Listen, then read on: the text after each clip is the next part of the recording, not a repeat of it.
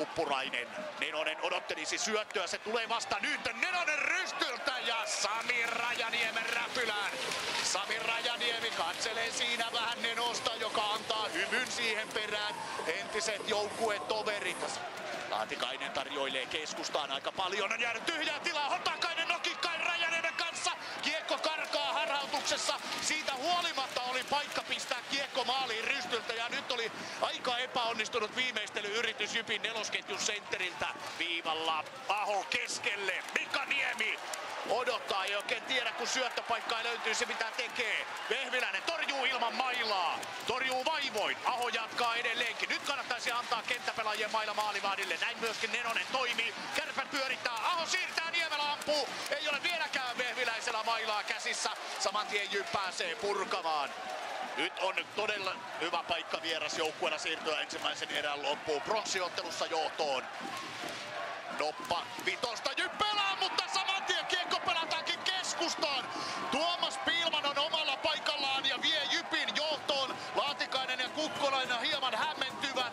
Päätykolmio pakit taustalla vaihtavat paikkoja, jotta kätisyydet sopisivat ampua sitten suoraan syötöstä, mutta todennäköisesti sovittu kuvio. Kukkonen. Kukkosen plus-miinus-tilasto on miinuksen puolella tänä keväänä. Hubacek, hyvä syöttö Hubacekilta. Topi Nättinen, Kanninen jatkaa kiekon maalin. Ja täysin ansaittu maali vierasjoukkueelle. Toisen erän alku on pelattu aivan yhtä maalia. Ja nyt Jyp onnistuu myöskin ohittamaan Sami Rajaniemen.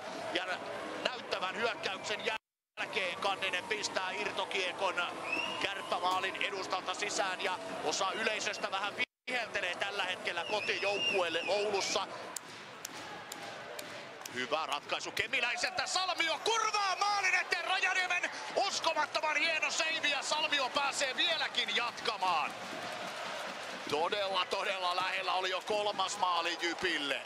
Kärpät saa rauhassa tulla, mutta sitten pelin suunta kääntyy. Tuppurainen ollut näkyvästi esillä tänään. Ja pyörällä Aho. Kukkonen on koko ajan pidettynä. Puljujärvi Aho kaksikko onnistuu. Ja lukemat kaventuvat 1-2. Jesse Puljujärvi on maalin tekijänä. Puljujärvelle maali on 4. ja jo 8. tehopiste näissä pudotuspeleissä. Ja siinä vähän mallia, jos Patrik Laine on peistänyt tässä upeita osumia one-timerilla pudotuspeleissä. On niitä Puljujärveltäkin nähty. Täällä on nyt kyllä sellainen tunnelma, että yleisö painostaa Kärppiä taistelemaan. Ja kiekko on maalissa ja Lada Laatikainen siniviivan kulmasta tasoittaa heti perään pelin 2-2. Ja Veini Vehviläinen joutuu antautumaan 2 hurjan laukauksen edessä peräkkäisissä vaihdoissa. Ainoastaan 23 sekuntia on Kärppien maalien välillä. Pitkästä aikaa pudotuspeleissä maali Arto Laatikaiselle. Tehopisteitä on tullut paljon. Ja Puljujärvi kerää jo toisen tehomerkintänsä.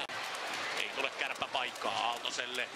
Aho syöttöä haki Hakanpää. Ja Taneli Ronkainen näiltä jalansijoilta. Hän teki maalin Tampereella ja nyt ei saa Veini Vehviläinen mitään kiinni. Nyt menee jäitä pitkin kiekko maalin ja Ronkainen jatkaa tätä maaliputkeaan.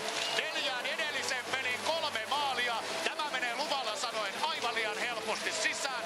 Ja Kärpät siirtyy pikamaaleilla 3. erässä johtoon. Vajaaseen 4 minuuttiin. 3 minuuttia 55 sekuntia. Kärpät iskee 3 kertaa. Aho pelaa Hakanpäälle, siitä leveälle. Ja Ronkainen nähdäkseni jostain jäitä pitkin ja Vehviläinenkin. Hän on menettänyt, ainakin tässä näyttää sitä, että hän on menettänyt itse luottamuksensa.